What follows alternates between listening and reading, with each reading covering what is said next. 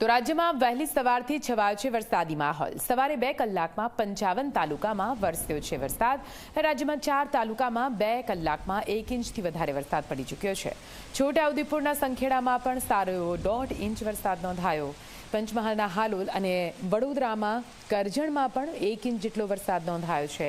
સાબરકાંઠાના ખેડબ્રહ્મા, પંચમહાલમાં જાંબુઘોડામાં 1 ઇંચ વરસાદ નોંધાયો। વડોદરાના ડભોઈ, ભરૂચના નેત્રંગમાં પણ 1 ઇંચ વરસાદ। નર્મદાના નાંદોદ, તિલકવાડામાં પણ વરસાદ થયો। સુરત, ભરૂચ, તાપી, ડાંગમાં પણ વરસાદી માહોલ। જામનગર, સુરેન્દ્રનગર, ભાવનગરમાં પણ વરસાદ વરસી રહ્યો છે।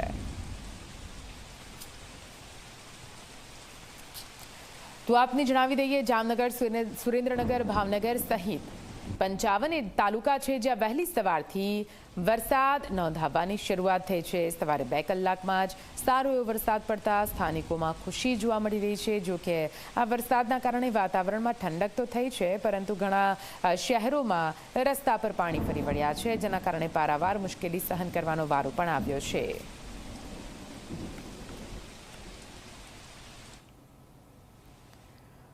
અને હવે